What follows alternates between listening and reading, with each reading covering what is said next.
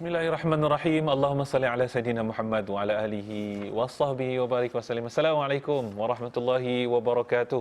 Apa khabar para penonton sekalian, menonton Assalamualaikum secara langsung pada pagi ini. Subhanallah, Allah beri lagi ruang dan peluang pagi Jumaat yang berkat. Panjatkan kita selawat kepada baginda Nabi sallallahu alaihi wasallam. Allahumma salli ala Sayyidina Muhammad. Moga-moga kita tidak ditolak Nabi kerana kita tidak mahu baginda tidak mengaku kita umat. Insya-Allah di hari akhirat nanti moga-moga kita bahagia bersama di syurga yang penuh nikmat nanti insya-Allah. Dan terima kasih sahabat-sahabat yang bersama kita tak kira melalui kaca televisyen, ibu-ibu, ayah-ayah. Mungkin ada juga yang hari ini tak bestlah tengok televisyen, nak tengok sekali. Tengok kena sekali sama-sama. Juga di media sosial kita, Facebook Live TV Hijrah, juga TikTok ni tu kameranya. Terima kasih.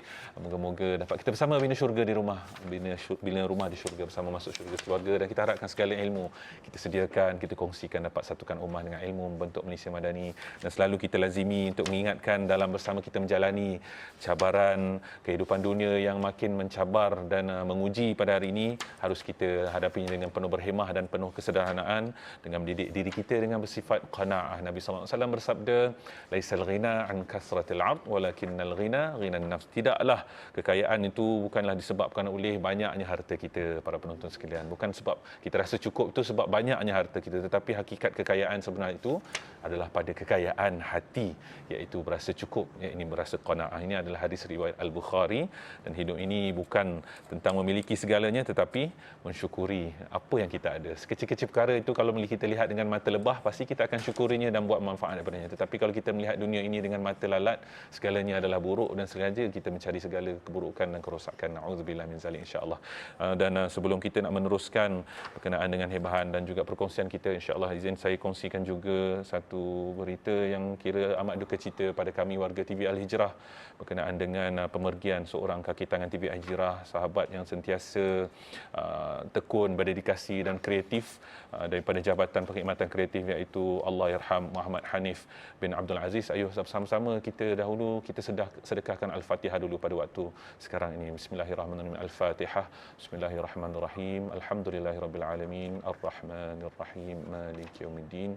Iyyaka na'budu wa iyyaka nasta'in. Ihdinas siratal mustaqim. Siratal ladzina an'amta 'alaihim ghairil maghdubi 'alaihim waladdallin. Amin. Moga-moga Allah mengampunkan dosanya, merahmati dia dan sejahterakan Allahyarham Muhammad Hanif ini, insya-Allah. Dan ayuh kita saksikan sedikit bingkisan daripada kami untuk Allahyarham dan juga keluarga. Ayuh kita saksikan. Sama-sama kita doakan dan sedekahkan Al-Fatihah untuk salah seorang kaki tangan TV Al-Hijrah, Muhammad Hanif Abdul Aziz, 50 tahun, penyunting visual di Jabatan Perkhidmatan Kreatif yang disahkan meninggal dunia siang tadi. Semoga roh Allahyarham Muhammad Hanif dicucuri rahmat dan ditempatkan bersama para soleh. Tiada lagi derai tawang, tiada lagi teman bersendam. Pemergianmu tiada terduga, menghadapnya Tuhan Maha Pencipta. Begitulah kehidupan, kan bertemu pengakhiran. Perjalananmu mengharap redha, diiringi harum setangkai doa. Allahumma ghfir lahu warhamhu wa'afihi wa'fu anhu. Allah cucuri rahmat dan berkati kehidupan Allahyarham Muhammad Hanif juga, insya-Allah, dan salam takziah kepada keluarga, insya-Allah. Dan para penonton sekalian, subhanallah walhamdulillah wala ilaha illallah wallahu akbar. Pada hari Jumaat ini, insya-Allah kita nak membincangkan topik kita pada pagi ini jam 7 berkenaan dengan bisikan syaitan saat terdesak. Para penonton sekalian, subhanallah, putus asa adalah satu perkara yang sangat berbahaya. Dia menyebabkan seorang itu melihat jalan itu seolah-olah telah tertutup, dan harapan itu pula membantu seorang mencari jalan pintu keluar. Dan keadaan terdesak ini, bila mana kita sebutkan bila mana seseorang itu tidak ada lagi jalan keluar, maka datanglah bisikan syaitan di situ. Dan ini berlaku kepada siapa-siapa juga. Kadang-kadang kita melihat bila mana jalan terdesak itu, kita kadang-kadang sebut dah tak ada pilihan lain, maka kita memilih jalan yang salah. Tetapi persoalannya, kita sebagai seorang muslim itu fa'alhamaha fujuraha wa taqwaha. Allah itu berikan ilham baik dan buruknya.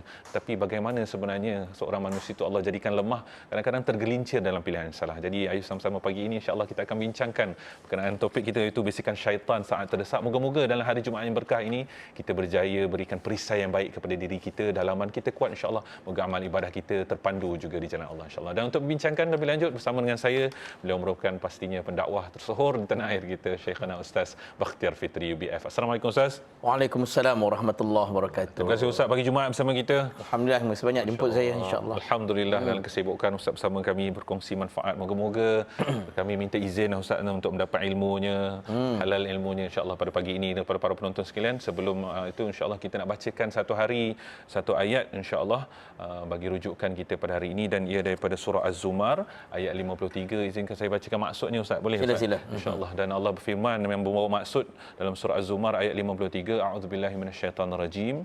Katakanlah wahai Muhammad sallallahu alaihi wasallam, wahai hamba-hambaku yang telah melampaui batas terhadap diri mereka sendiri dengan perbuatan-perbuatan maksiat.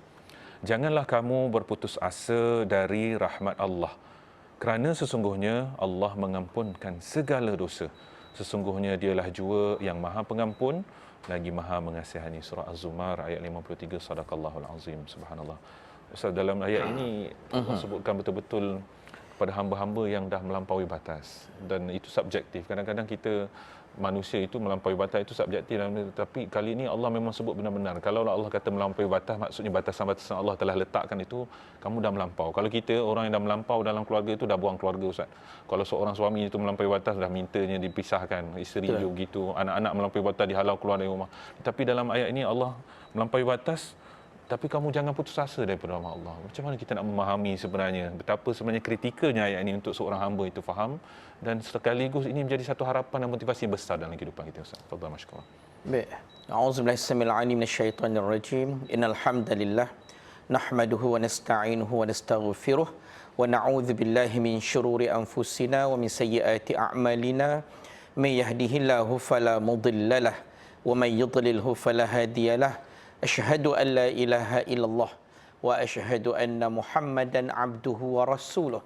Allahumma salli ala sayyidina Muhammad wa ala alihi wa sahbihi ajma'in.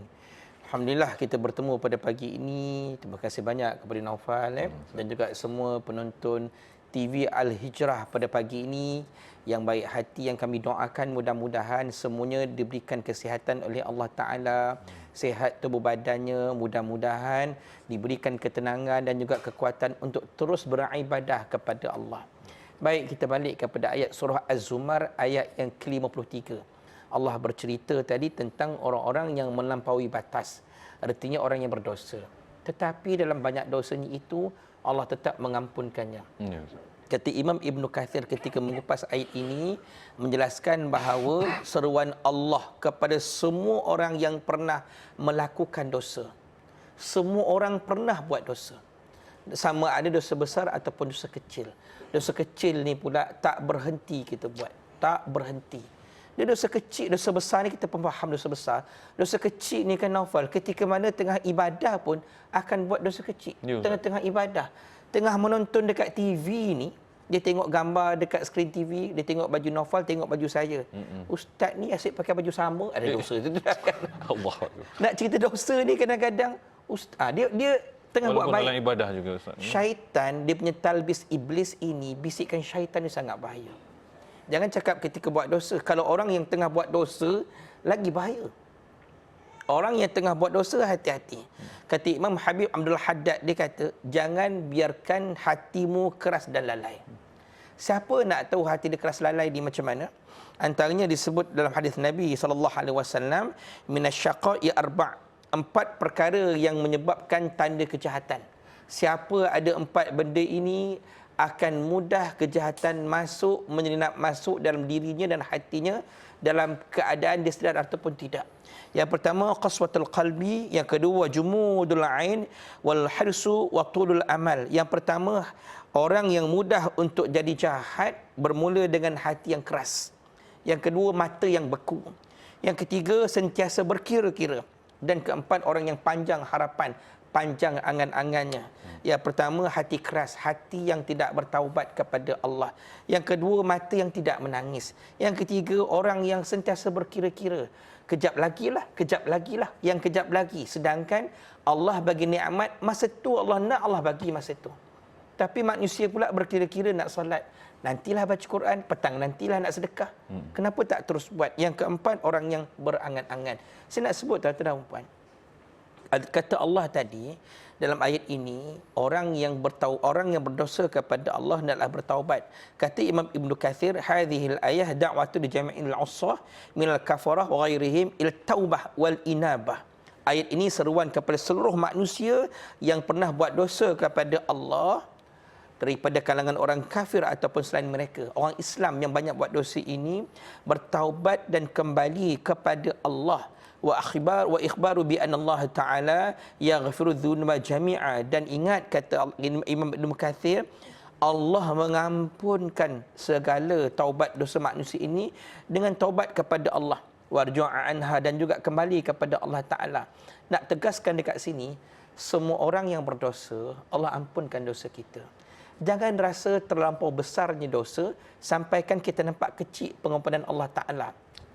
Ingat, kata Nabi dalam hadis, antaranya hadis Anas bin Malik, kata Nabi SAW, ya ibna Adam, innaka ma da'awtani wa rajautani ghafartu lak ala ma kana minka wala ubani. Ya ibna Adam, law balaghtu dhunubaka anana as-sama' thumma astaghfartani ghafartu lak.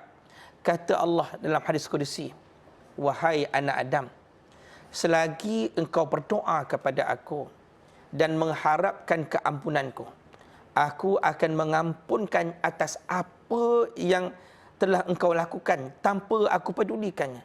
Wahai anak Adam, jika dosamu mencapai awan di langit sekalipun, kemudian engkau mohon ampun kepadaku, nescaya Allah akan mengampunkanmu. Tuan-tuan dan puan-puan, Nabi nak bagi tahu, jangan cerita kepada Allah besarnya dosa kita ini sampai kita tutup pintu pengampunan kita sendiri. Sedangkan kata Allah, kalau kamu tengok ke langit, besar tak langit itu? Ya. Langit ni, Naufal, tidak ada tempat permulaan dan tidak ada pengakhiran. Ada budak mengadu kat saya, ustaz, pagi saya ni berzina, malam saya berzina. Memang kerjanya berzina. Dia jual badan dia nak cari duit. Memang ada orang begitu. Ada orang yang pagi petang siang malam menipu je kerja dia. Sampai dia kata, Allah ampunkan dosa saya, ustaz, dia kata. Bila soalan kita tanya balik, apakah Allah ampunkan dosa? Sebenarnya kita ni sebenarnya dah buat dosa dah pada Allah. Sebab kita menutup ruang taubat yang Allah buka seluas-luasnya. No. Saya kata dekat orang gini ni, cuba awak pandang ke langit. Besar tak langit itu? Beritahu dekat saya, dekat mana punca langit, mana akhirnya langit? Tak ada, ustaz. Kalau langit pun awak tak jumpa punca dan juga akhirnya, besar lagi lah pengampunan Allah. Sebab tu jangan tanya Allah ampunkan dosa saya. Tak, Allah Ta'ala ni nak minta kita ni angkat tangan minta ampun je. Tuan-tuan, sepanjang hayat kita, takkan tak ada satu saat pun, satu masa pun yang kita nak minta ampun pada Allah. Takkan tak ada.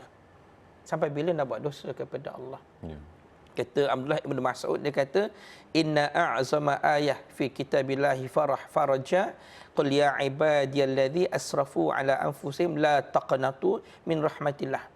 Ayat yang paling besar membawa harapan dalam Al-Quran, Alkitab Allah, iaitu wahai hamba-hambaku yang melampaui batas, janganlah berputus asa daripada rahmat Allah. Allah nak beritahu pada kita antara ayat yang sangat besar dalam Al-Quran, sangat besar, iaitu ayat pengampunan daripada Allah.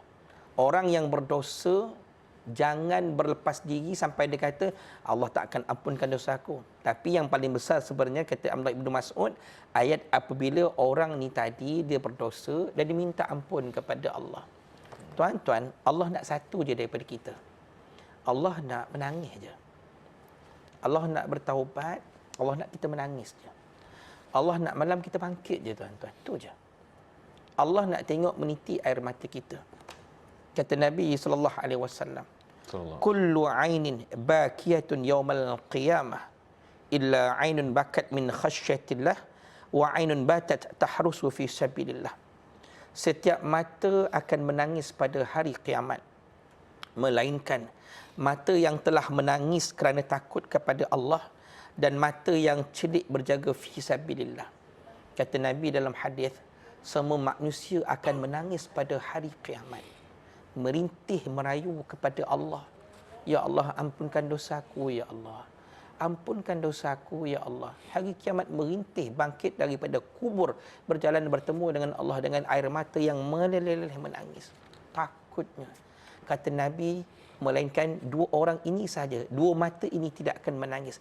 Yang pertama, mata yang menangis waktu di dunia. Allah nak kita menangis saja. Allah nak kita merintih. Allah nak kita rindu kepada Allah. Allah nak biar banyak air mata itu tumpah di atas tikar sejadah. Berhenti seketika daripada dosa, mengenangkan tentang kematian kita. Dan air mata yang kedua yang tidak menangis, orang yang berjihad pada jalan Allah. Dua ini tuan-tuan, mendapat perlindungan Allah Ta'ala. Jangan putus asa dengan rahmat Allah. Haram putus asa, haram putus asa. Tetapi wajib bertaubat kepada Allah Ta'ala. Wajib minta ampun kepada Allah Ta'ala. Dua keadaan taubat Allah Ta'ala terima. Satu, selagi mana roh tidak berada di kerongkong, Allah tidak akan mengampunkan dosa manusia untuk dua orang ini. Pertama, bila nyawa berada di kerongkong. Yang kedua, bila matahari terbit dari sebelah barat, itu kiamat. Jadi peluang yang ada pada saat ini, hari Jumaat yang mulia pagi ini tuan-tuan dan perempuan, merintih dan merayulah kepada Allah. Bangkitlah malam-malam. Dapatkan duduk bersendirian. Ingat, Allah sangat suka, sangat sayang orang yang berdosa dan bertaubat kepada Allah Ta'ala. Dosa tak boleh nak lari. Tapi yang bertaubat ini yang sukar dimiliki sebenarnya.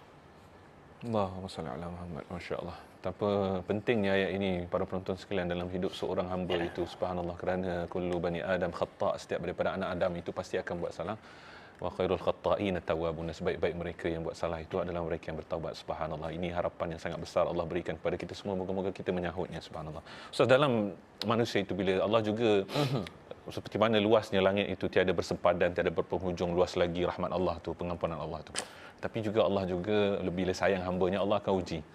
Dan bila mana ujian itu diberikan kepada hamba-hambanya, mereka ini tiada jalan keluar, jumpa jalan buntu, maka jadi terdesak, Ustaz. Dan pada waktu itulah macam Ustaz sebutkan, kerja saya adalah berzina siang dan malam. Aku jual diri aku contoh.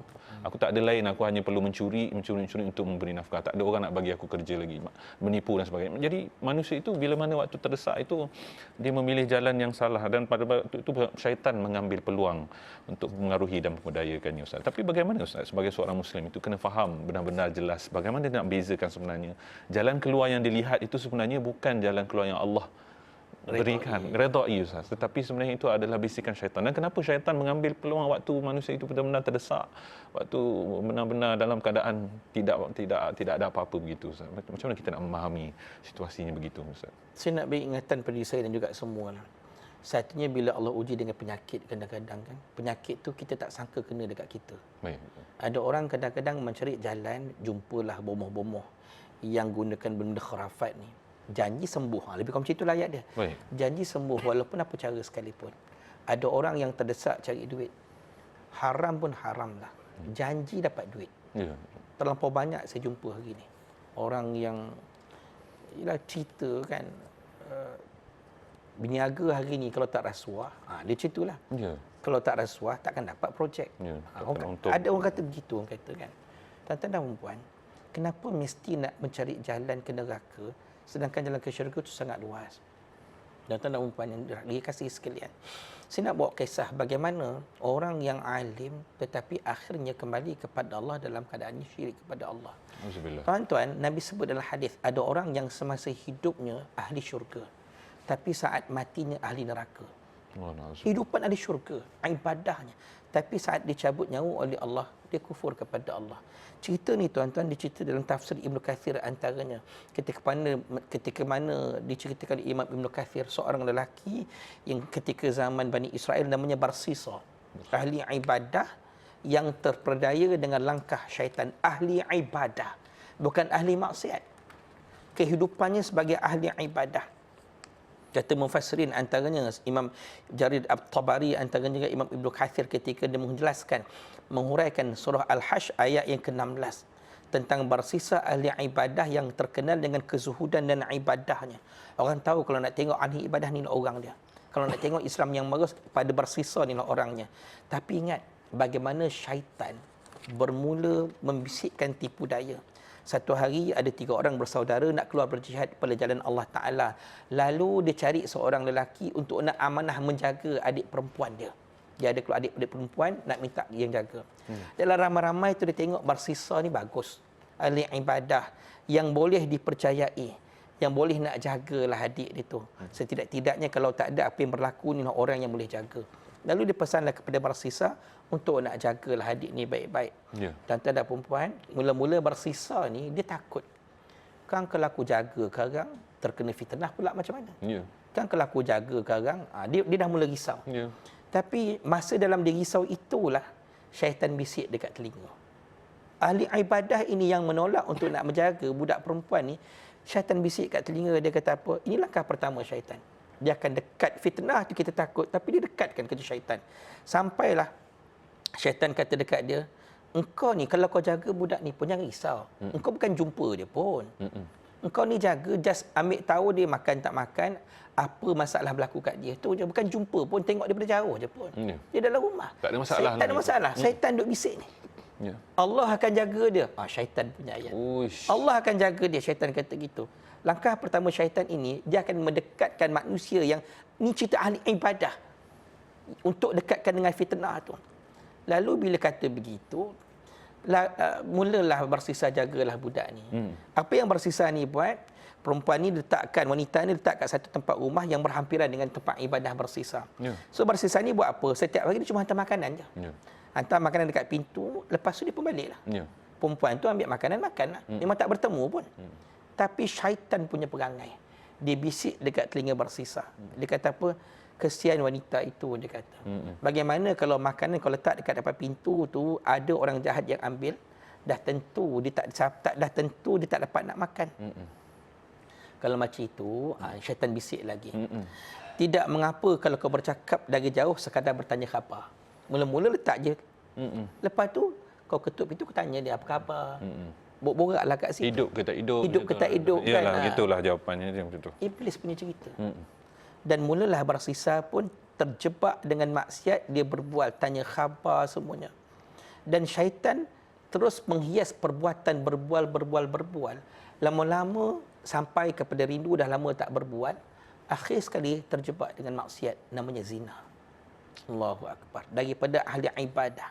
Tata dan perempuan, dia berzina dengan perempuan ini ketika mana saudaranya itu pergi berjihad sampai mengandung.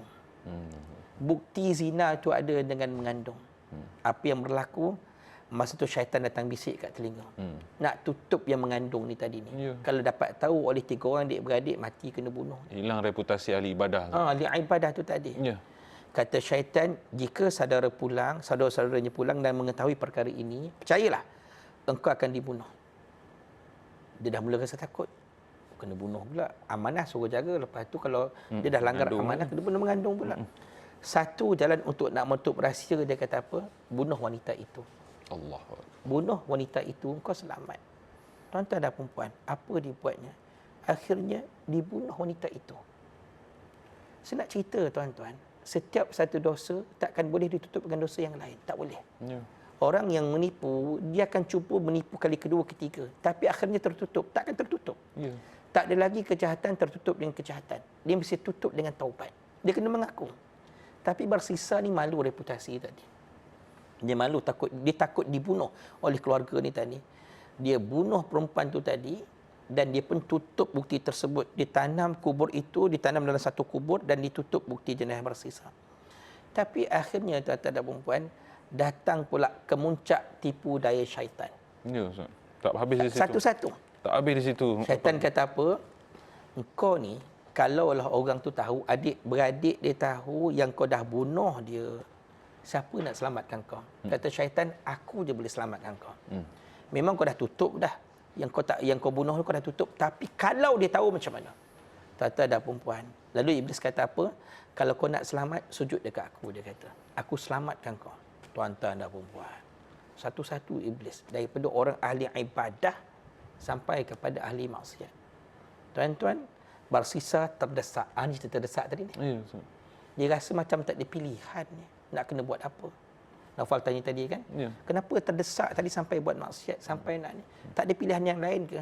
Allah dah beritahu, pilihan orang yang berdosa adalah bertaubat. Bukan berdosa menambah dosa. Tuan-tuan, Barsisa ahli ibadah ini menurut perintah syaitan. Akhirnya tuan-tuan, dia murtad keluar daripada Islam dan dia bersujud kepada iblis. Atas dasar iblis akan bantu dia. Ini banyak berlaku. Sakit minta bantuan dari iblis. Ya. Masalah rumah tangga suami isteri minta iblis perbodohkan suami ni. Bergaduh dengan jiran, bergaduh dengan kawan, minta iblis bagi orang kata santau lah, sihir. Diamkan terus jiran tu. Kan? Tuan-tuan dan perempuan, syaitan bila sahaja Barsisa murtad dan bersujud kepada dia, apa kata syaitan? Inni bariun minka inni akhafullah rabbal alamin. Sesungguhnya aku berlepas diri daripadamu. Lantak engkau lah Barsisa, kau dah murtad kan? Sesungguhnya aku takut kepada Allah Tuhan sekalian alam. Dia kata macam itu. Syaitan ni tuan-tuan sampai pandai pula dia kata Allah penentu segalanya. Bukan syaitan yang paksa perginya berzina tu. Pada dia kata Allah, aku berlepas diri sebab aku takut. Dia punya ayat tu tadi menyebabkan macam kita rasa syaitan ni dalam jahat bagus juga kita kan. Tak ada yang bagus kat situ. Allah ada pesan la tattabi'u khutuwati syayatin. Syaitan, la tattabi'u khutuwati syaitan. Jangan ikut jejak langkah syaitan. Bila dah masuk dekat situ, nak keluarnya susah. Tetapi ada tak jalan keluar? Ada, bertaubat kepada Allah. Sebab itu jangan ikuti satu dosa dengan dosa yang lain. Sebab dosa ni macam ginilah, macam hati, macam dinding yang putih. Ya. Satu tapak kasut tak nampak lagi kotor. Ataupun satu pen letak kat dinding yang putih besar tak nampak lagi dosa. Tapi kalau dah banyak sangat yang putih, yang hitam itu, dah sekadar akan nampak yang hitam tak nampak yang putih. Macam itulah dosa. Kalau tak diselesaikan dengan pengampunan, dengan istighfar, akan datang lagi titik hitam yang lain. Kalau dah semuanya titik hitam, mana lagi yang putih yang tinggal lah, tak ada lagi. Tuan-tuan, saya nak bagi tahu kepada kita semua, jangan bagi ruang syaitan masuk dekat situ. Jangan bagi ruang. Ya. Maknanya dosa bertaubat. Saya dah sebut tadi tuan-tuan dan puan. Yang penting minta ampun pada Allah. Berhenti seketika. Berhenti sekejap. Tarik handbrake. Duduk seorang-seorang. Menang tentang dosa kita. Ingat tentang mati kita. Dan Nabi banyak sebut. Kalau siapa nak ingat yang nak bertaubat kepada Allah, antara kekuatan aktsaruhum lil mauti dzikrah. Banyak ingat mati. Dan beramal dengan amalan selepas kematian. Itulah kita nak usahakan insya-Allah. InsyaAllah. Allahu Akbar. Innahu lakum aduwwum, betul-betul lah syaitan itu musuh kita yang sebenarnya. Dan waktu terdesak itu diambil kesempatan, lepas itu berlepas diri. Dan tidak ada yang lain yang akan disalahkan, pastinya dirinya sendiri, insya-Allah. Kita akan sambung lagi perbincangan bersama dengan Ustaz Bakhtiar Fitri untuk topik kita, bisikan syaitan saat terdesak. Terus stay bersama kami di Assalamualaikum. Jangan ke mana-mana, insya-Allah. Allahumma salli ala Sayyidina Muhammad wa ala alihi wa sahbihi wa barik wa sallim. Alhamdulillah, kembali bersama kita di pagi Jumaat ini. Assalamualaikum. Topik perbincangan kita, bisikan syaitan saat terdesak. Masih lagi bersama dengan Ustaz Bakhtiar Fitri. Tadi Ustaz kongsikan tadabburnya dan juga sedikit perkongsian bagaimana syaitan itu benar-benar mengambil peluang dan bagaimana halusnya bisikan syaitan itu, dan di hujungnya berlepas diri. Aku tak paksa tangan itu bergerak mencuri. Aku tidak paksa lidah itu berbicara yang tidak. Aku tidak paksa kemaluan itu berfungsi dan sebagainya. Tidak. Semua itu aku melepaskan diri. Tapi Ustaz, bagaimana Ustaz? Bila mana seorang manusia itu tak nampak dah kat situ, dah gelap dah Ustaz. Jalannya buntu Ustaz. Kalau tidak meneruskan kehidupan ini, mati. Aku akan mati. Anak-anak mati, tak ada duit nak hidup. Nafkahnya tak ada. Mungkin. Ataupun sebagainya lah Ustaz. Merasakan buntu sangat-sangat. Dan ketika itulah keluar di mulut, tak ada pilihan lain. Aku dah sakit sangat dah. Banyak ikhtiar. Pergi hospital, banyak duit dah habis dah. Jadi tak ada benda lain. Jumpa bomoh lah. InsyaAllah. Janji sihat. Allah. Tak ada pilihan lain. Begitu jugalah, tak kisahlah apa-apa saja Ustaz. Tiada pilihan lain itu seakan akan menjadi jawapan. Sedangkan sedangkan jalan yang Allah sebenarnya nakkan itu seperti para nabi itu sendiri. Nabi Ayub sakitnya lama berpanjangan. Para nabi itu hilang ahli keluarganya ataupun perlu sabarnya dalam meninggalkan Hajar dan Ismail. Kalau baru-baru ni kita ibadah Korbannya. Ya, maksudnya jalan sebenarnya yang Allah nakkan tu panjang dan jerih perih payah Ustaz. Tapi dalam keterdesakan hidup hari ini, masakan jalan pilihan yang singkat itu tak ada pilihan lain tu. Macam mana Ustaz? Mungkin pada hari ini itulah kata, terpaksa jual badan, terpaksa mencuri, terpaksa. Macam mana Ustaz? Mungkin ada sedikit nasihat dan bagaimana pandangan yang perlu kita perbaiki. Tuan-tuan, Allah bagi kita pilihan, ikhtiar. Allazi khalaqal mauta wal hayata liyabluwakum ayyukum ahsanu amala. Allah jadikan dekat manusia hidup dan mati. Baik. Untuk Allah nak tengok siapa yang sebaik-baik amalan. Kita pilih nak mana satu. Allah bagi benda baik, Allah bagi benda buruk atas pilihan kita. Cumanya tuan-tuan dan puan, bila kita kata tak ada pilihan, kenapa jadi begitu sebenarnya? Baik, dengan elok yang pertama. Ini kerja syaitan. Syaitan ni kerjanya dia menakut-nakutkan manusia. Sampai takut tu melampau. Kalau kita sakit, contoh kena penyakit kanser, contoh je kan. Ya, Ustaz. Kanser dia penyakit yang tiba-tiba je orang dapat tahu. Ya, Dapat detect. Kena kanser. Syaitan bisik, kanser ni sakit ni. Kemo ni sakit ni.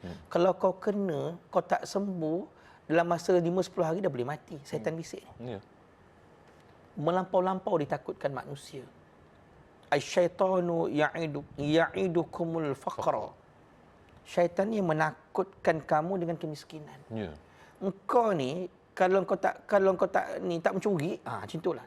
Kalau kau tak mencuri merompak ni, anak kau nak makan apa? Ya. Dia menakut-nakutkan kita. Tapi kan kata Allah, may yattaqillah yaj'al lahu makhraja. Siapa yang bertakwa kepada Allah, yang takut, maknanya tuan-tuan dan puan, pasal rezeki ni pula kita kena ingat satu benda. Allah dah janji dalam Al-Quran, setiap makhluk hidup di muka bumi, Allah tetap juga bagi rezeki. Banyak sikit saja. Orang kata semut dalam batu pun ada makan dia. Orang ni tetap juga ada rezeki, jangan risau. Allah dah janjikan. Cuma Allah nak tengok usaha saja. Jangan sampai tertipu dengan syaitan yang menakut-nakutkan kita. Kan pernah kan orang yang sakit sangat ni. Ya. Contoh macam itu kan. Dah banyak dah kau ikhtiar ni. Kan tak baik-baik semua ni. kau dia punya bisik. Rezeki antaranya. Kan laki kau ni ada orang nak ambil ni. Takut ni. Ya. Kan kalau laki kau kahwin dengan perempuan lain, apa nak jadi dengan kau? Baik kau tundukkan dia. Tundukkan dia. Kan kau keras sikit, syaitan duk bisik. Saya bukan nak kata tak boleh kita nak tegur laki, suami boleh kan, tapi jangan sampai syaitan itu memperbodohkan kita hingga merendahkan martabat suami. Kan contohnya gitu. Yang keduanya, kenapa kita rasa macam tak ada pilihan?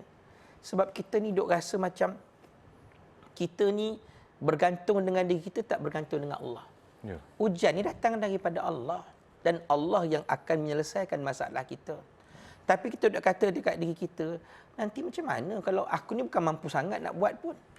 Aku boleh setakat ni. Tuan-tuan dan puan-puan, Nabi Yunus ketika berada dalam perut ikan Yuh, dalam lautan yang sangat gelap.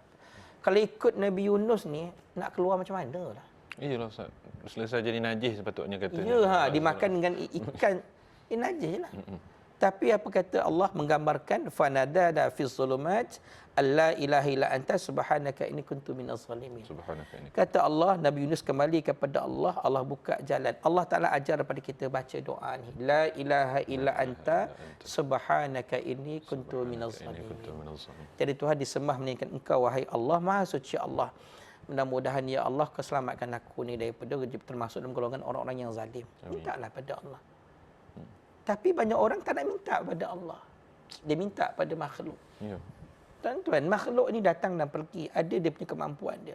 Nabi Musa alaihissalam. Kalau ikut Nabi Musa ni tuan-tuan, sampai dekat tepi laut, siapa nak bantu dia? Firaun makin dekat. Nak bunuh Nabi Musa alaihissalam. Tapi Allah ajar dekat Nabi Musa dan juga kepada kita semua. Allah ada. Allah ada. Kala inna ma'ya rabbi sayahdin. Sekali-kali tidak. Kalau pengikut Nabi Musa kata apa, habislah, matilah, kita kena bunuh. Kata Nabi Musa, sekali-kali tidak, kata Nabi Musa. Allah bersama dengan kita. dan Allah akan bagi petunjuk. Saya nak sebut pada tuan-tuan, jangan putus asa. Jangan rasa jauh daripada pandangan rahmat Allah. Jangan rasa macam itu. Jangan rasa macam tak ada pilihan dah ustaz. Ada pilihan. Kita pergi kedai pun banyak pilihan makanan. Boleh pilihlah makanan tu. Ya. Tuan-tuan, datang waktu solat, azan berkumandang. Kenapa kita pilih lambat sembahyang? Boleh pilih pula kan? Sebab boleh, dia kata, betul tak? Kalau benda ibadah-ibadah, kita pilih nak lambat pula. Ya. Tapi bila Allah bagi ujian, tak ada pilihan dah ustaz. Terpaksa. Tuan-tuan dan puan, kalau terpaksa taat pada Allah, tak apa. Yang terpaksa ini kufur kepada Allah. Itu yang kita risau sebenarnya. Terpaksa yang menyebabkan kufur kepada Allah. Tuan-tuan dan puan, akhir sekali, bila kita nak minta, akhir sekali lepas kita mati nak masuk syurga. Ya. Tapi kita kena ingat, syurga ini yang kita pilih, dia mesti datang dengan amal. Dia bukan datang dengan angan-angan kosong. Hati-hati orang yang berangan-angan untuk masuk syurga tetapi meninggalkan amal. Hati-hati orang begini. Pagi ni ada peluang untuk bertaubat. Nanti petang nantilah taubat. Dia menanti petang sampai tengah hari dia meninggal dunia. Tak sebab taubat. Dia memilih untuk nak melewat-lewatkan. Padahal pilihan pada waktu pagi dah ada, bukan tak ada. Sebab tu tuan-tuan dan puan, jangan tertipu dengan perasaan ataupun rasa tak ada pilihan. Tuan-tuan dan puan, Allah mudah gini je. Allah ni nak kita kembali pada Allah. Allah nak kita bertaubat. Kembali je pada Allah. Allah sebut dalam Al-Quran, orang ni kalau aku sayang dia, kalau aku sayang satu manusia ni, dia taubat pada Allah, dia tak putus asa kepada Allah, Allah akan bantu dia daripada rezeki yang dia tak sangka pun. Allah kalau sayang satu hamba ini, Allah permudahkan urusan dia. Tuan-tuan dan puan, baca tak kisah hadithul ifki yang berlaku kepada Sayyidatina Aisyah radhiyallahu anha. Fitnah. Dia dituduh fitnah berzina. Ya. Tuan-tuan, zaman tersebut tidak ada bukti video, semua tak ada.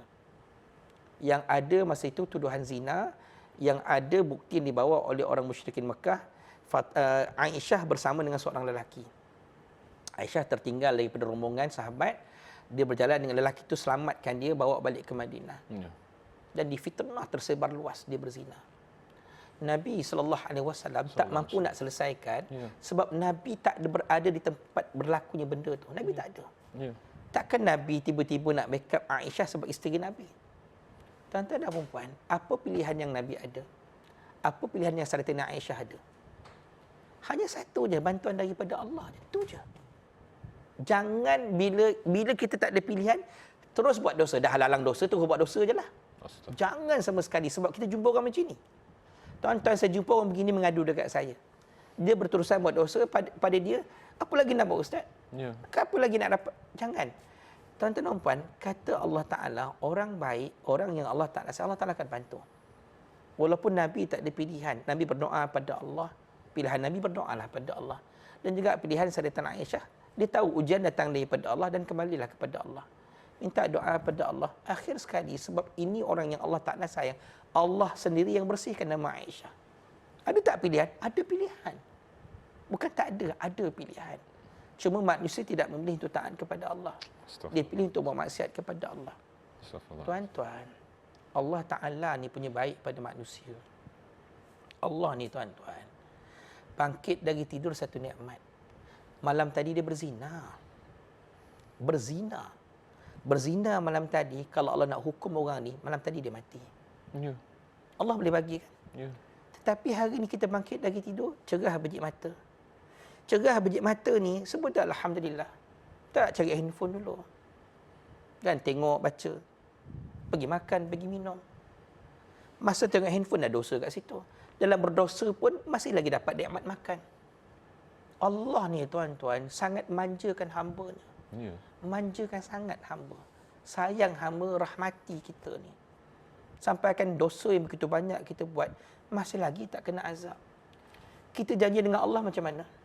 Ya Allah, kalau aku ni ada rezeki bertambah, naik gaji aku 500, ya Allah, aku sedekah, ya Allah. Ya. Naik gaji 500 jadi 2,500 gaji dia. Sedekah tak? Berat nak sedekah. Janji macam mana? Ya Allah, kalau naik lagi 500, 3,000 gaji aku, ya Allah, aku datang kat masjid, ya Allah, setiap kali solat. Naik gaji 3,000, janji dah kan? Datang tak kat masjid, tak datang pun. Dapat lagi tak nikmat, Allah bagi lagi nikmat. Subhanallah. Allah ni tuan-tuan punya sayang kepada kita ni. Sayang sangat ni. Dosa tak berhenti ni. Ya. Tak berhenti tapi masih dapat nikmat. Kalau kita mikir, ya Allah. Tapi ingat tuan-tuan, hati-hati. Sampai satu saat, bila sampai ke muncak kemurkaan Allah Ta'ala, terutamanya pendosa yang sombong kepada Allah. Orang berdosa sombong pada Allah, Allah akan azabkan dia dengan azab yang dia tak sangka-sangka. Ini nama istidraj. Makin banyak nikmat, makin kufur kepada Allah. Sepatut makin banyak nikmat, makin tunduk kepada Allah. Ya. Tuan-tuan dan perempuan, hati-hati dengan orang yang melakukan dosa ni tadi.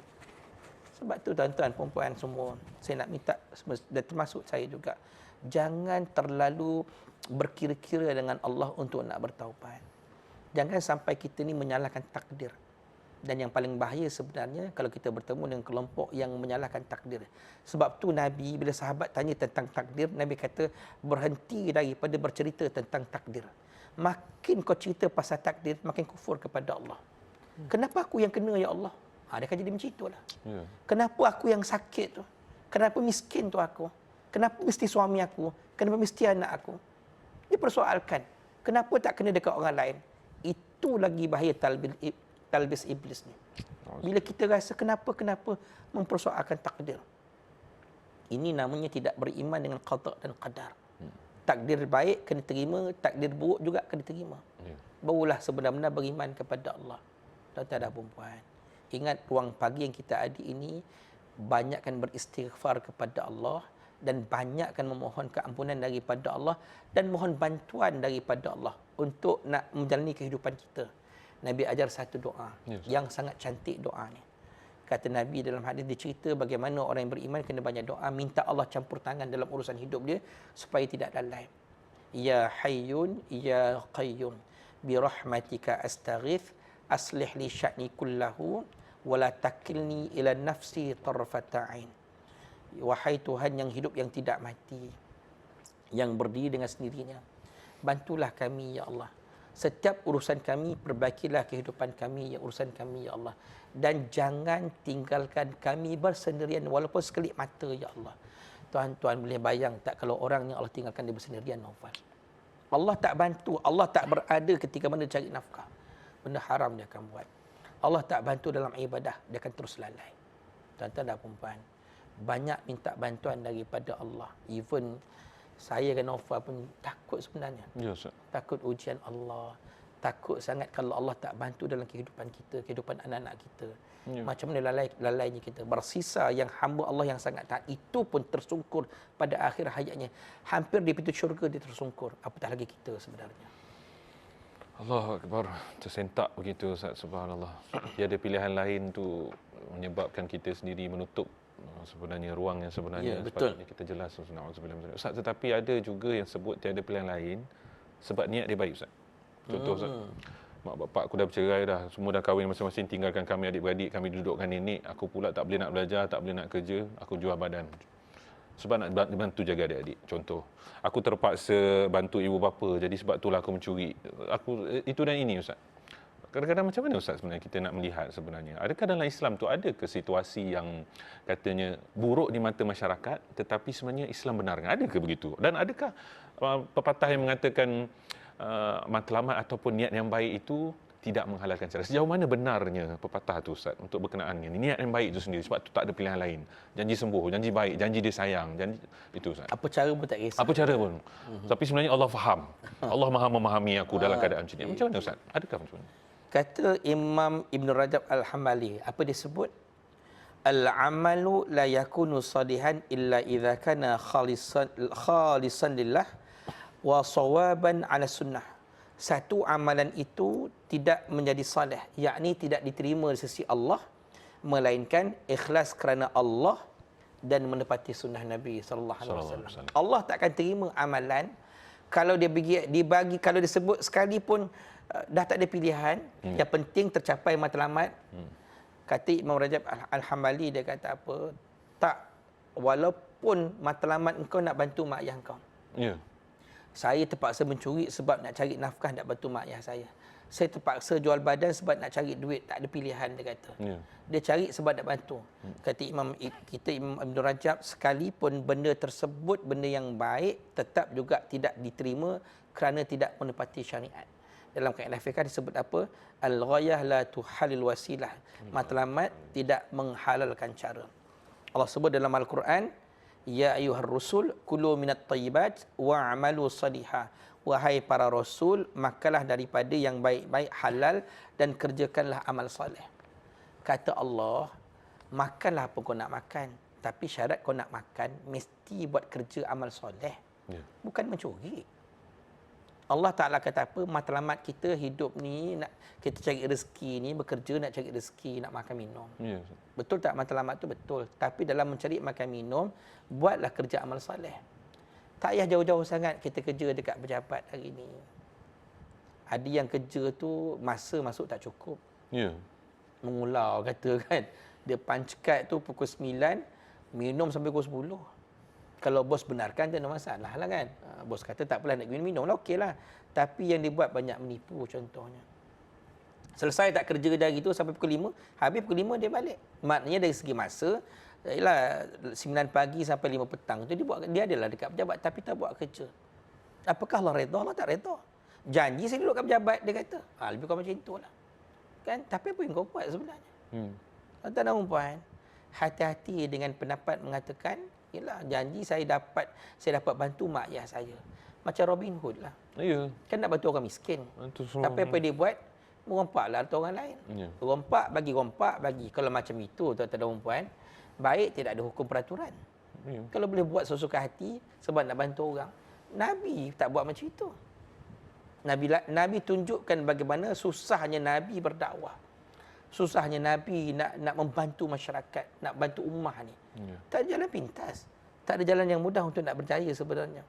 Dan Allah Ta'ala, innallaha tayyibun la yaqbalu ila tayyiban. Allah ni maha baik dan Allah tidak menerima melainkan yang baik-baik saja. Ya.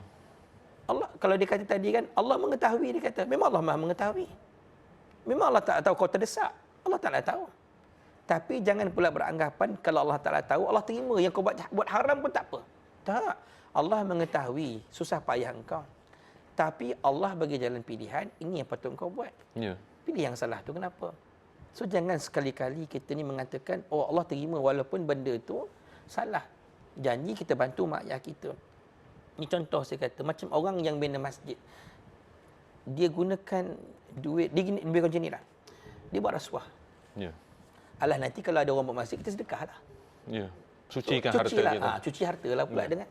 Siapa kata boleh cuci harta rasuah dengan cara sedekah? Siapa kata gitu? Rasuah kena berhenti. Rasuah ni akan selesai dengan bertaubat. Pulangkan balik hak yang sepatutnya dan bertaubat kepada Allah, berhenti. Ya. Boleh pula dia kata, alah kita menipu rasuah ni, nanti duit yang kita dapat tu kita sedekahlah kat masjid. Ni persepsi yang salah. Berdakwah dengan berbohong. Ya. Gunakan hadis-hadis palsu contohnya. Janji dakwah tu sampai. Kan janji, kan ada orang kita berkata kan, janji tu perkataan tu. Kan ini semua benda ni adalah penjelasan secara umum kita nak sebut. Ingat, dia melainkan terterempan kalau orang yang darurah. Darurat ni benda yang Allah maafkan daripada dosa. Contoh Ustaz. berlaku kemalangan jalan raya. Yang aksiden tu perempuan. Hukum asal haram lelaki pegang perempuan yang bukan mahram. Baik. Tapi darurat. Kalau tak diangkat dekat tengah jalan, dia masih hidup ni. Tak diangkat bawa ke tepi, kena langgar kereta mati pula kan. Ya. Yang kita angkat itu dimaafkan oleh Allah. Sebab darurat kalau dibiarkan, mudarat yang lebih besar akan lebih banyak berlaku. Ya. Yang itu yang dibenarkan. Darurat ni pula kita kena ingat, ada keringanannya dekat situ, ada rukhsahnya dekat situ. Itu yang dikata Ustaz, aku jual diri daripada aku mati tak makan. Jadi darurah lah ni, aku jual diri. Itu darurah juga Ustaz. Macam mana nak memahami darurah tu? Yang ni saya kata kepada tuan-tuan dan puan, terutamanya pelaku-pelaku maksiat lah. Ialah kita semua bermaksiat. Tolong dapatkan advisor nasihat daripada orang yang betul. Duduk dengar majlis ilmu dekat TV Al-Hijrah. Pagi-pagi dengar. InsyaAllah. InsyaAllah jadi baiklah kita. Dengan syarat ambil kebaikan dan beramal dengan kebaikan. Jangan ambil pendapat daripada orang yang salah. Kalau orang yang kita minta pendapat, orang yang sama macam kita. Al-mar'u ala manzil khalilih, kata Nabi, manusia ini tengok pada kawan dia. Kalau kawan dia tak semayang, Dia ngadu kat kawan yang tak semayang. Aku ni dah lama tak semayang ni. Kawan yang tak semayang kata apa? Jangan cakap kau, aku lama-lama dah tak semayang. Ya. Tapi relax lah kan. Relax lah, kita muda lagi. Elok je, Elok dapat je. je rezeki Dapat je. lagi rezeki apa makan. Kalau kita dapat pendapat daripada orang salah macam itulah. Tapi kalau kita minta pendapat daripada orang yang bertaubat. Aku pun macam kau juga dulu, banyak buat dosa. Tapi alhamdulillah lah, aku ni sedar kan. Taubat, minta ampun. Ada guru ni boleh ajar kita. Kan berubah kita. Sebab tu tuan-tuan dan puan, jangan tertipu dengan perasaan, jangan tertipu dengan rasa kita selamat dengan dosa yang kita buat. Ungkapan niat yang baik tidak menghalalkan cara ni. Ingat, niat yang baik tidak menghalalkan cara, pegang elok. Memang itu betul lah Ustaz ya. Memang betul, memang pendapat itu betul. Jaga elok. Matlamat tidak menghalalkan cara.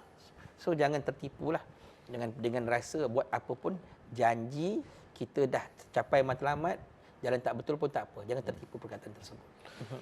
Allah Akbar, hati-hati. Kadang-kadang kita gunakan alasan Tuhan Maha memahami, Tuhan Maha mengampuni. Itu salah sebenarnya kita. Rasuah lah tak apa. Nanti kita cucilah harta itu sendiri. Allah akan Maha pengampun. Begitu. Ramadan ada, Lailatul Qadar ada. Nanti kita minta ampun. Hati-hati para penonton sekalian. Itu juga adalah bisikan iblis untuk memperkecilkan dosa-dosa yang besar sepatutnya kita lihat itu. InsyaAllah kita akan sambung lagi perbincangan selepas ini. InsyaAllah para penonton sekalian. Untuk berkenaan dengan maruah itu sendiri. Maruah itu tergadai kerana keterdesakan itu Ustaz. Dan para penonton sekalian terus setia bersama kami. Assalamualaikum. Jangan kemana-mana. Alhamdulillah wassalatu ala Rasulillah. Kaum muslimin kita di Assalamualaikum. Pagi Jumaat jangan lupa kita panjatkan selawat. Ayuh kita bersama-sama berselawat kepada Nabi Muhammad sallallahu alaihi wasallam. Allahumma salli ala sayyidina Muhammad. Insya-Allah masih lagi topik kita berkenaan dengan bisikan syaitan. Saat terdesak pagi Jumaat ini kita nak motivasikan diri kita. Ini adalah hari perkumpulan Allah nak jumpa dengan para muslimin di masjid semua, dan kita semua tak kiralah muslimin maupun muslimah, kita jadikan diri kita, kuatkan diri kita terutama dalam waktu-waktu yang mencabar pada hari ini, waktu-waktu terdesak. Ramai yang cuba mengambil ikhtiar yang salah, dan pagi ini kita bincangkannya masih lagi bersama dengan Ustaz Bakhtiar Fitri. Tadi Ustaz kongsikan sendiri bagaimana bahayanya kalau kita menghalalkan cara-cara yang sebenarnya niat itu baik tetapi caranya salah. Itu bahayanya begitu subhanallah. Ustaz, tetapi berkenaan dengan menjaga maruah ni Ustaz. Bagaimana Ustaz kalau seorang tu dapat menjaga maruah dan harga, jadi kita berdepan dengan kesusahan yang berat itu sendiri, sebab ada segelintir manusia yang apabila terlalu terdesak tu sendiri tak ada lain dah, sebab inilah jalan buntu sendiri, dan demi kelangsungan hidup, demi anak-anak aku buat begini. Tak kisahlah maruah tu dari segi maruah apa tubuh badan ke ataupun maruah nama tu sendiri. Aku ni ahli ibadah tapi terpaksa ni kita nak bantu, kita terpaksa buat perkara haram ni, rasuah ni sebagainya. Macam mana Ustaz dari segi nasihat Ustaz lah mungkin dalam situasi begini, maruah itu dipergadaikan demi kerana keterlangsungan hidup tu Ustaz. Baik, tuan-tuan dan puan, ingat kata Allah berfirman dalam surah Al-Fatir yang ke-10. Kata Allah, "Man kana yuridul 'izzah falillahil 'izzatu jami'a." Barang siapa yang nak menghendaki kemuliaan, maka Allah jualah segala kemuliaan. Allah kata kepada kita, siapa nak dapat kemuliaan, siapa nak dapat darjat penghormatan, Allah akan bagi. Tapi kita kena buat amalan yang mengangkat darjat dan kemuliaan kita. Baik. Tapi ada orang yang memilih untuk nak menjatuhkan kemuliaan dirinya atas alasan, yalah nak hidup macam mana lagi Ustaz, dia kata. Ya. Dia sanggup saja buat apa saja, sanggup buat apa-apa saja. Tuan-tuan dan puan, kalau kita kata kita sanggup buat apa-apa saja, sanggup tak nak menghadapi api neraka di akhirat nanti? Hari ini kita boleh cakaplah macam itu. Kita boleh cakap, yalah Ustaz, saya ikutlah neraka pun neraka lah. Lebih kurang macam itulah. Astagfirullah. Dia tak nampak lagi. Auzubillah. Sebab itulah Nabi ajar kepada kita beriman dengan hari kiamat. Setiap patah perkataan kita akan ditimbang pada hari kiamat. Setiap amal kita akan menjadi sebab di atas titian sirat cepat ataupun lambat. Di padang mahsyar nanti, kedudukan kita akan tahu betapa dekatnya matahari atas kepala manusia. Sebab itu bila kita nak bercakap, fikir tentang akhirat kita. Dan Nabi ajar kepada kita. Bila Nabi ditanya oleh para sahabat, "Ayyul mu'minina akyas ya Rasulullah?" Siapakah orang beriman yang cerdik itu, yang bijak itu? Nabi kata, "Aktsaruhum lil mauti dzikra." Orang yang banyak ingat kepada mati. Bila ingat pada mati, takut nak buat dosa. Dia nak kata, "Biarlah Ustaz, maruah tak maruah, janji saya dapat duit," dia kata. Dia akan takut sebut begitu. Ya. Bila dia rasa kematian semakin dekat kepada dia. Kata ulama, perkara gaib yang dekat dengan manusia adalah mati. Mati ni ikut je kita ke mana-mana sahaja. Ikut saja. Sekarang ni atas kita. Kita nak lari daripada kematian, kita takkan mampu nak lari. Tetapi yang boleh kita buat, kita bersama dengan kematian untuk masuk ke syurga Allah Ta'ala. Tuan-tuan dan puan-puan, kita ni jangan mengadu kepada manusia berlebihan. Apa maksudnya Ustaz? Yang jadi kita sampai hilang maruah ni bila sampai kita bergantung dengan manusia ni berlebihan sebenarnya. Aku boleh tolong kau, tapi dengan syarat. Habislah kat situ. Tuan-tuan, kisah 3 orang lelaki yang terperangkap dalam gua. Kisah Bani Israel. Baik. Hari hujan, tiga-tiga berjalan, lebat hujan, nak berlindung dalam satu gua, masuk dalam gua tu tadi, tengah duduk berlindung tu tadi, hujan turun dengan lebat, satu batu besar jatuh dan menutup pintu gua. Ya. Tiga-tiga tak boleh keluar. Nak selamatkan macam mana? Lalu tiga-tiga berbincang, kita ada pilihan hanya berdoalah kepada Allah. Berdoa dengan amalan terbaik untuk Allah nak membantu kita. Saya nak cerita tuan-tuan, lelaki yang kedua berdoa. Lelaki pertama dan ketiga, insya-Allah ceramah akan datang kita cerita. Simpan dulu cerita tu. Kalau cerita semua, habislah modal saya nak ceramahkan. La ilaha illallah. Yang kedua Saya nak tu. cerita lelaki yang kedua ni. Ya Ustaz. Dia cerita kepada Allah Ta'ala. Saya nak cerita bagaimana jangan hidup ni mengadu pada manusia ni berlebihan. Minta bantuan kepada manusia ni berlebihan, jangan. Sebab dia akan menghilangkan maruah kita. Ya. Kisah seorang lelaki ni dia kata apa? Dia nak mengadu pada Allah tentang amalan terbaik yang pernah dia buat untuk Allah bantu melepaskan dia daripada terperangkap Terperangkap dengan batu. Dia kata apa? Dia angkat tangan, ya Allah, kau bantulah kami lepaskan daripada gua ni, ya Allah. Lepaskan macam mana? Dia kata apa? Ya Allah, aku ni dahulu ada seorang sepupu perempuan, dia kata. Setiap kali aku pandang sepupu perempuan aku ini, aku nak berzina, dia kata. Cantik sepupu dia, setiap kali pandang berzina. Iblis bisik dekat telinga ni, orang baik tapi pandang perempuan berzina. Benda ni kan Naufal. Ya. Memang lelaki ni Allah hiaskan mata dia tengok perempuan tu nak berzina. Ya. Tuan-tuan dan puan, tapi setiap kali dia mengajak sepupu dia berzina, dia tak dapat apa sebab sepupu dia tak nak. Sepupu dia beriman pada Allah perempuan ni. Ya. Satu ketika tuan-tuan, sepupu yang perempuan ni tadi nak minta tolong daripada dia. Ini mengadu pada manusia, dia kata. Dia kata nak minta duit, nak pinjam duit. Ada urusan yang sangat penting untuk nak selesaikan dengan duit. Lelaki ni kata apa? Kalau kau nak aku bagi pinjam duit kepada engkau, boleh, dengan syarat bila aku bantu engkau mesti berzina dengan aku. Itu peluang dia nak berzina. Ya. Perempuan ni tadi tak ada pilihan. Ancik tak ada pilihan. Ya. Pada dia, lelaki ni saja yang boleh bantu. Dia tak fikir Allah Ta'ala boleh bantu segala-galanya. Allah boleh datangkan orang yang baik untuk bantu dia. Tapi pada dia, inilah manusia. Dan bila diminta daripada manusia ni berlebihan, manusia letakkan syarat, kalau aku nak bagi duit berzina dengan aku, perempuan dia kata apa? Okey, aku setuju, dia kata. Ya. Tuan-tuan dan perempuan, ketika mana dalam hadis dia cerita, lelaki ini berada di celah kelangkang perempuan. Dua-dua tanpa surat benang. Tak ada pakaian. Berada celah kelangkang nak berlakunya zina. Pada saat itulah perempuan itu dia tengking. Dia kata dekat lelaki ni, ittaqullah, takutlah kepada Allah. Jangan engkau robek selaput darahku melainkan dengan izin daripada Allah. Lelaki tadi subhanallah bila dia dengar perkataan ittaqullah, takutlah kepada Allah. Bertakwalah kepada Allah. Tuan-tuan, perkataan bertakwa ni bagi kesan pada lelaki dia tadi. Dia nak sangat berzina ni. Merancang dah lama dan dah berada di tempat zina dan perempuan itu berada depannya. Tunggu masa saja. Tapi Allah campakkan dalam hatinya takut pada Allah. Dia lepaskan perempuan ni tadi, terus dia lari, meniti air matanya, takut kepada Allah. Selamat daripada dosa. Ya. Tuan-tuan dan perempuan, saya nak sebut 2-3 benda. Pertama, jangan terlampau bergantung pada manusia sampai menjatuhkan maruah kita. Jangan. Cari manusia yang bantu bimbing kita ke syurga. Yang bantu kita menyelesaikan masalah kita dengan ikhlas.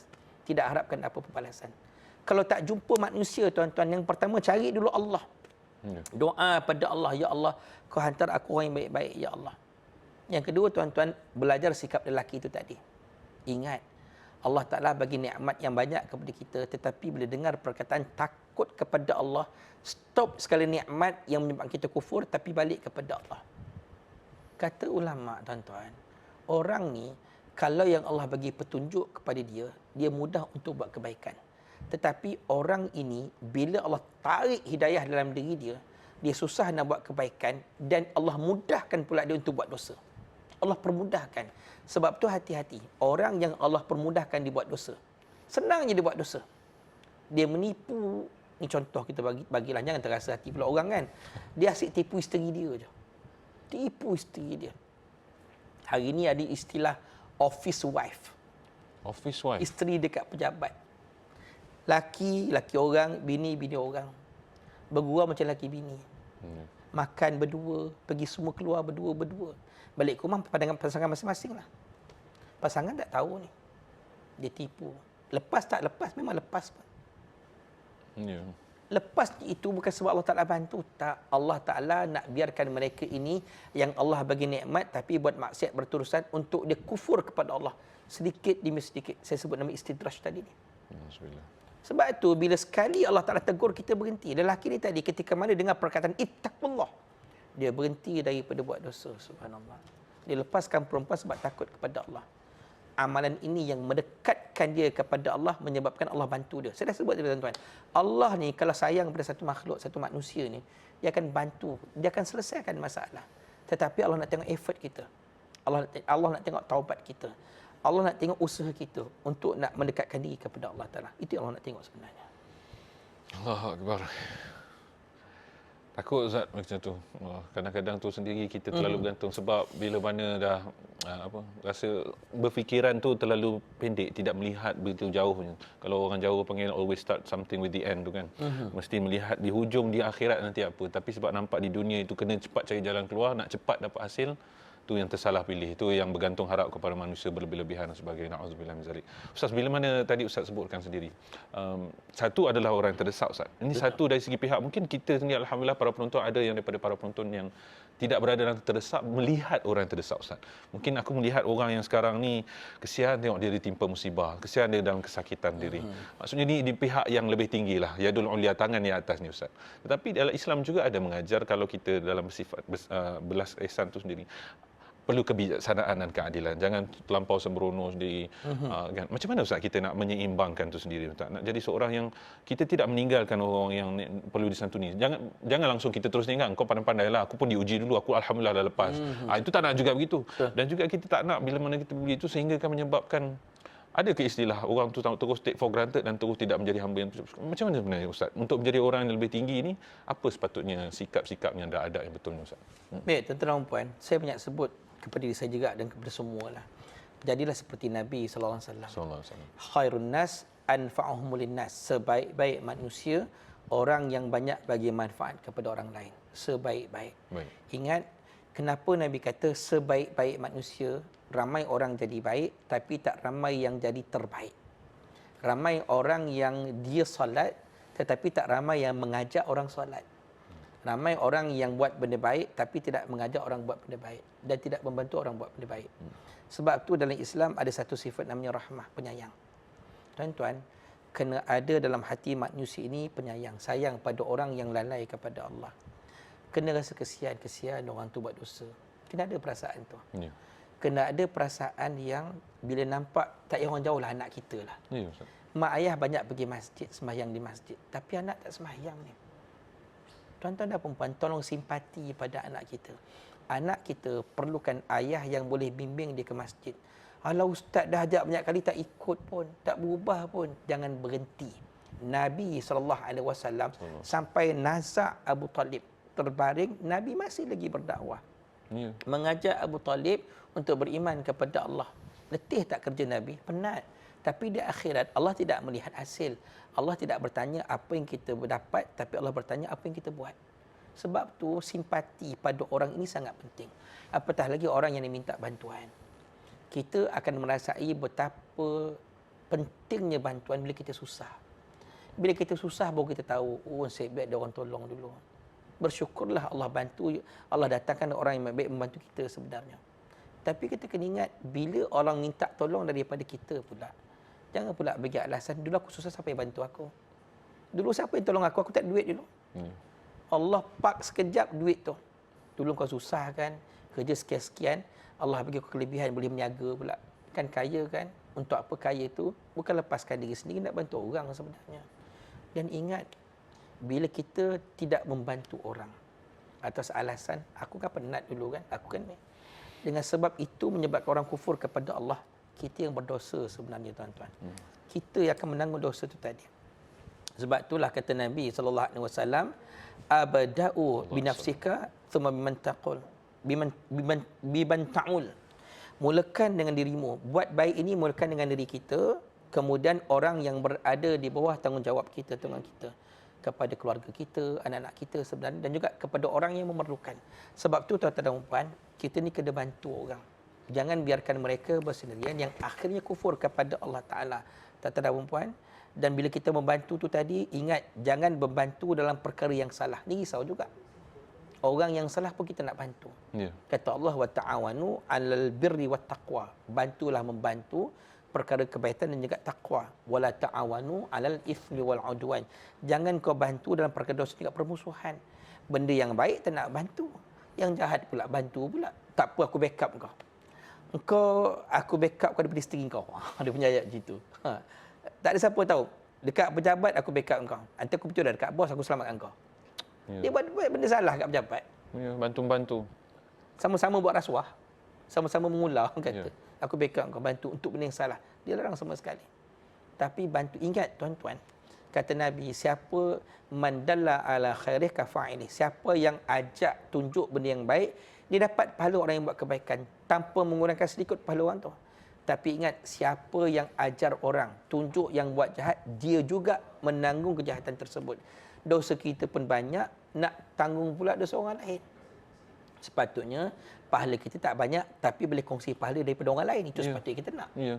Sebab tu dalam membantu pun, dalam rahmat kasih sayang pun ingat, jangan tersalah pula. Benda yang salah pun kita nak bantu. Yang penting kita menegur dengan cara yang betul, cara yang baik. Yang ketiga tuan-tuan, bila kita nak bantu ini kan, walaupun rahmat tu kita minta buat kebaikan pada orang kan, jangan sampai beban diri kita pula. Ambil duit kita bantu orang sampai isteri pula tak ada nafkah pula. Oh. Ada juga macam itu. Ya, Ustaz. Berlebih pula dengan orang, sepatut yang wajib tu anak isteri. Orang ni kalau kita bantu sunat, melainkan orang yang kalau kita tak bantu menyebabkan kufur kepada Allah, yang tu memang kena wajib bantulah. Tapi ceritanya kadang-kadang kita ni beria dengan orang luar, terlupa pula dengan anak isteri. Terlupa pula dengan mak ayah kita yang perlu kita bantu sebenarnya. Sebab tu kalau nak bantu, pastikan satunya ikut kemampuan kita. Ikut keupayaan kita. La yukallifullahu nafsan illa wus'aha. Allah Ta'ala kata, Allah tak bebankan seseorang melainkan menurut kemampuan dia saja. Sebab tu bila kita nak bantu orang, ingat kemampuan kita, ingat juga kebolehan kita. Dan satu lagi, jangan kita membantu orang sampai memudaratkan diri kita. Saya berurat dengan seorang remaja ni. Dia berkapal lah lagi perempuan. Ya, Ustaz. Saya kata dekat dia, nak buat apa? Awak bila nak kahwin? Lambat lagi Ustaz, dia kata. Nak habiskan diploma, habiskan degree, barulah kahwin, dia kata. Ya. Sebenarnya bila kau berkawan lama ni, potensi nak buat maksiat tu besar Ya. sebenarnya. Sebab saya dah sebut dalam hal ta'aruf perkahwinan ini, syarat orang yang boleh berkenal-kenalan ni bila dia ada target nak berkahwin dengan yang dekat. Tapi kalau jauh dia punya perkahwinan tu lagi, 7 tahun, 8 tahun, Uish. pada saya tinggalkan dulu. Sebab fokus pada belajar. Takut orang lain ambil. Takut orang lain ambil. Itu jawapan dia. Bertunang, kahwin je lah. Kan kalau mak ayah setuju, tak ada masalah. Tapi kalau kata tak sampai ke situ lagi, jangan. Ada budak lelaki dia kata, Ustaz, dia kata, budak perempuan ni, inilah tak ada kawan. Kan, kalau saya tinggalkan dia nanti Ustaz, kan, dia risau kat perempuan ni.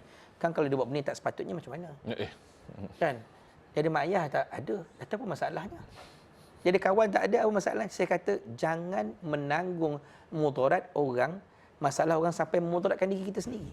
Awak muda lagi kan, saya kata. Dan budak tu pun ada pilihan. Ya. Kalau dia tak ada awak pun dia ada orang lain, jangan risau. Kita ni terlampau overthinking sampai kita kata, kan, contohlah kan, orang ajak kita keluar. Ya. Orang ajak keluar. Kita tak nak keluar sebenarnya. Tapi tak sampai hati, dia kata. Percayalah Naufal. Saya ajak Naufal keluar. Ya. Naufal kata, sibuklah Ustaz. Saya tetap juga akan keluar. Tetap juga akan keluar. Sama ada saya keluar seorang diri atau dengan orang lain. Ya. Ada tak pilihan? Ada je pilihan. Tapi pada kita overthinking. Kan macam mana pula kalau saya tinggalkan dia? Siapa nak jaga dia? Tuan-tuan dan perempuan, jangan memudaratkan diri sebab nak bantu orang. Melainkan, kita selamatkan orang daripada kufur, itu wajib kita bantu. Wajib bantu. Tapi jangan sampai memudaratkan diri kita. Sebab itulah, kata Nabi dalam hadis, inna li nafsika alaika haqqan. Atas diri kamu sendiri ada hak. Haknya apa? Jaga hati kamu sebaik-baiknya. jaga iman kamu, jagalah maruah diri kamu. Jangan sampai kamu merosakkan diri sebab nak bantu orang. Kan? Tapi berkorban untuk orang tu ya betul. Tapi jangan sampai diri kita pula terkorban. Melainkan untuk perkara yang jihad kepada Allah Ta'ala itu cerita lain. Kan? Dan yang paling penting tuan-tuan dan puan, Rasulullah ajar kita ini untuk kita ni membimbing untuk bekerja ni tadi kan, supaya ingat niat kita cari nafkah, cari rezeki bukan setakat untuk diri kita. Ya. Orang juga boleh berkongsi rezeki daripada kita. Saya cerita ni tuan-tuan dan puan supaya begini. Kita orang yang tidak diuji oleh Allah Ta'ala, kita yang tidak diuji, yang dapat nikmat ini, ingat bantu orang untuk nak dekat kepada Allah. Orang yang diuji pula oleh Allah Ta'ala, jangan putus asa. Allah buka pintu rahmat seluas-luasnya. Orang yang berdosa, orang yang Allah Ta'ala uji. Jalan ruang untuk kembali kepada Allah terlalu besar. Ya. Untuk Allah bantu terlalu besar. Kita yang tak diuji ni pula, ingat buka seluas-luasnya ruang untuk kita nak bantu orang. Ya. Bila kita bantu orang, insya-Allah. Itulah namanya takwa yang mendekat kita kepada Allah Ta'ala, insya-Allah. Mudah-mudahan. Allah subhanallah. Khairun nas anfa'uhum linnas. Baik-baik manusia itu adalah yang memberi manfaat kepada yang lain. Subhanallah Ustaz. Dalam baki masa yang ada Ustaz, insya-Allah dalam 5 minit lagi insya-Allah perbincangan ini. Sahabat-sahabat di TikTok juga teruji di situ. Kita minta maaf banyak-banyak, mungkin ada ujian banyak hari ini. Tapi apapun ini juga ujian untuk kita meneruskan kehidupan kita, subhanallah, dalam baki akhir ini. Kesimpulanlah Ustaz. Sebab hari ini zaman apa nak terus dapat. Kalau dulu kita hidup kesabaran, nak telefon pun kena buka dulu buku yellow pages Ustaz. Contoh, nak cari nombor telefon orang duduk dekat kampung mana semua. Kalau hari ini nak apa dapat. Order makanan terus sampai. Buka TV nak tengok boleh dapat. Nak tu terus download dapat. Nak tonton itu, nak ini semua dapat. Dan bila mana keadaan terdesak nak terus dapat keputusannya Ustaz. Macam mana Ustaz supaya kita dalam waktu terdesak ini kita tidak meletakkan sikap yang sama, nak cepat-cepat takdir Allah yang baik itu sampai, maka kita menghalalkan benda-benda yang salah Ustaz. Macam mana kita nak berakhir pesanan terakhir Ustaz untuk kepada para penonton berkenaan dengan ini, bisikan syaitan saat terdesak itu sangat-sangat berbahaya Ustaz. Baik, sahabat-sahabat semua, saya ni ada satu hadis Nabi yang saya sangat terkesan lah. Bila saya baca hadis ni, saya rasa macam mana pun Allah Ta'ala dululah. Kata Nabi dalam hadis riwayat Muhammad, man taraka syai'an lillah awdahu Allahu khairan minhu. Sesiapa yang meninggalkan sesuatu kerana Allah, Allah akan menggantikannya dengan sesuatu yang lebih baik. Siapa yang tinggalkan benda yang paling disuka kerana Allah, ditinggalkan maksiat kerana Allah, ditinggalkan kejahatan. Benda jahat ni seronok. Seronok dekat dunia, sakit dekat akhirat. Dan benda maksiat ni benda yang mudah dibuat, bukannya susah pun. Senang nak dapat. Tapi ingat, kalau Allah sayang satu makhluk ni, Allah sayang orang beriman, Allah akan susahkan dia buat dosa. Nabi SAW, masa Nabi muda dulu, kalau baca kisah Nabi, Nabi gembala kambing, dekat Mekah, kat bandar. Masa tu Nabi dekat kampung. Kan dekat bandar ada macam konsert dah lebih kurang. Kan Nabi kata dekat sahabat Nabi kan, boleh tak cover kerja aku hari ni? Aku nak pergi konsert dulu, kata Nabi. Lebih kurang macam itulah. Nabi sampai kat sana malam, Nabi tidur. Ngantuk pula. Sampailah ke malam Nabi tidur, tak bangkit. Konsert pun dah habis. Nabi balik pula ke kampung Nabi, balik tempat gembala. Sahabat tanya, macam mana Muhammad, dapat tengok tak? Tak dapat pun tertidur. Kawan dia kata apa? Tak apa Muhammad, hari kedua aku ganti kau lagi kerja. Pergi ke kedua. Nabi pergi lagi. Sampai kat sana, Nabi tertidur lagi. Allah nak beritahu, kalau Allah sayang dekat orang bertakwa ni, dia buat dosa pun Allah tak nak jaga. Dia jaga daripada buat dosa. Takkan buat. Itu Allah tak nak sayang seseorang. Sebab tu bila kita meninggalkan perkara yang kita suka, benda yang haram, yang kita suka tapi benda tu haram, yang tak elok. Walaupun benda yang sesia, benda yang lara. Benda yang makruh sekalipun. Kan, benda makruh sekalipun. Allah akan ganti yang lebih baik. Ingat. Jangan putus dengan rahmat Allah. Ustaz, saya minta kepada saya dia kata saya taubat pada Allah Ustaz. Saya dah tak nak buat dosa dah. Saya nak berhenti daripada buat dosa, daripada berzina, daripada buat rasuah Ustaz. Saya nak berhenti. Berhenti kerana Allah. Percayalah cakap saya tuan-tuan dan puan. Tunggu saja bagaimana Allah bagi rezeki lebih besar. Engkau berhenti daripada berzina, berhenti daripada rasuah, berhenti daripada buat dosa. Tak lama lepas tu, ingat buat kerana Allah Ta'ala. Tak lama lepas tu nanti tengok bagaimana Allah datangkan pula orang yang offer kerja yang bagus dekat kita. Mai kerja dengan saya pula mudah kerja-kerjalah kan. Tapi insya-Allah rezeki tu mudah. Sebab tu Allah nak tengok berubah saja untuk jadi lebih baik. Bila berubah saja jadi lebih baik, insya-Allah akan Allah gantikan dengan cara yang lebih baik. Tapi ingat, Tidak ada jalan pintas untuk nak dekat ataupun untuk nak dapat kesenangan dalam hidup dekat dunia. Tak ada. Dia ada jalan-jalan yang perlu kita ikuti. Jalan-jalan para Nabi juga para Rasul. Mudah-mudahan tuan-tuan, saya doakan buat kita semua, termasuk diri saya juga dan kita semua.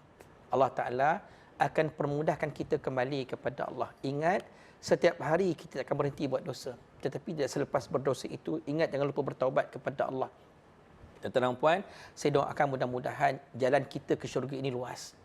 Jalan kita dipermudahkan. Akan diberi hidayah oleh Allah Ta'ala dan Allah memilih kita untuk berada jalan yang Allah redai sampailah akhir kematian kita, akhir hayat kita, insya-Allah, mudah-mudahan. InsyaAllah. Dan ingat, selalu baca satu doa Ya, yang Nabi ajar kepada kita, Allahumma ya muqallibal qulub tsabbit qalbi ala dinik wa ala ta'atik. Wahai Tuhan yang membalik-balikkan hati ini, tetapkan hati kami untuk taat kepadamu dan juga dalam agamamu, ya Allah. Mudah-mudahan ada kebaikan bagi kita semua, insya-Allah. InsyaAllah, Alhamdulillah. Itu dia khulasah yang sangat baik, dan doa yang di akhir itu perlu kita lazimi selalu, kerana tiada yang menjaga hati kita melainkan Allah Subhanahu Wa Taala yang membolak-balikkan hati itu, insya-Allah. Jazakumullah khairan katsiran yang bahagia. Ustaz Bakhtiar Fitri, sihat selalu Ustaz. Amin, amin. Kata sahabat-sahabat semua, pengisian Ustaz sangat menusuk hati pagi Jumaat ini, masya-Allah, beri rasa yang baru kepada semua, insya-Allah. Moga-moga terus dapat kita amalkan sama-sama para penonton sekalian. Terima kasih. Kita akan berhenti berehat, terus stay bersama kami di Assalamualaikum.